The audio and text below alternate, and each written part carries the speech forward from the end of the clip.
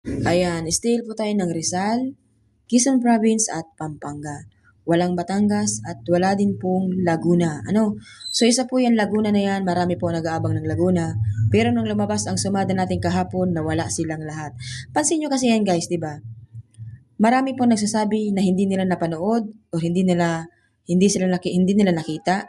Pero ang totoo guys, napanood nila yan, di ba? Imposible dahil 2 days na po yun, pang second day po yun na sumada. So alam na po ninyo yun, nalalabas yun. Alam nyo kasi guys, kapag hindi kayo marunong mag-share ng inyo pong mga blessings, tatama rin na po magbigay ng sumada sa inyo, yung nagbibigay ng numero. Dahil hindi naman guys ako nagpuputyo-putyo ng sumada. Nakikita ninyo yan, araw-araw tayo nagsusumada base po sa lugar ninyo. Hindi po ako nagtsatsyamba ng numero, kaya nga po malimit lumabas ang sumada ninyo kasi po dyan ko po talaga kinukuha ang sumada ng bawat numero. Hindi ako guys nagbibigay lang ng tsamba. So tinitingnan ko po ang lugar ninyo kung ano yung pwedeng lumabas at ano yung malakas na pwedeng lumabas. Ano? So pag lumabas na, goodbye na si nagbigay ng sumada. So nakakaano po yun guys. Nakakawalang gana yun. Isa yun sa nakakawalang gana na pwedeng hindi ko na po sumadahin ang lugar ninyo kasi nga po, sarili lang ninyo ang iniisip ninyo. So marami po sa akin nag-PPM kung anong problema nila, may sakit o ano pa man. Guys, hindi lang kayo yung may problema. Ano?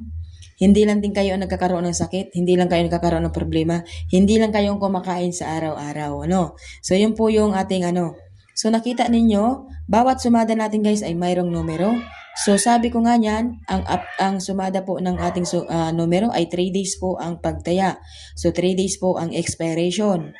So ibig sabihin, 3 days nyo pong aalagaan. So dito po sa Quezon Province, swerte niyo kasi meron pa po tayong binibigay na sumada sa Quezon Province. Sa susunod pong lumabas ang sumada natin ng Quezon Province na wala pa rin po nakaalala sa atin, alisin ko rin po ang Quezon Province. No?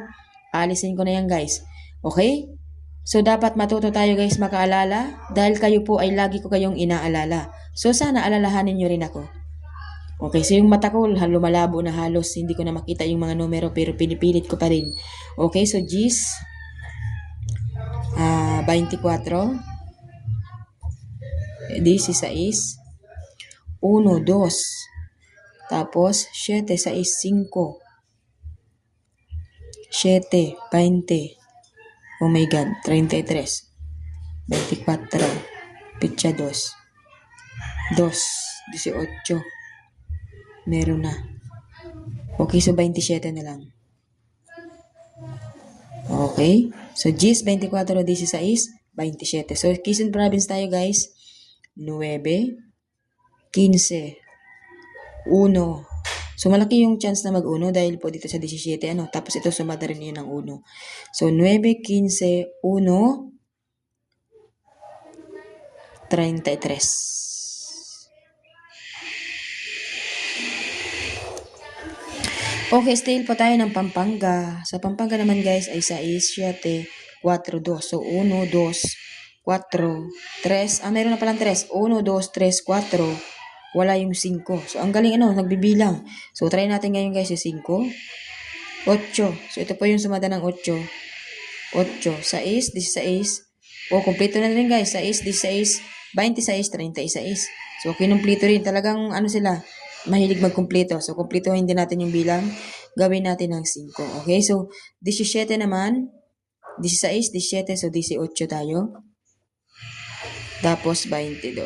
Okay, still ng Pampanga. Good luck everyone. Have a nice day. Please like and share.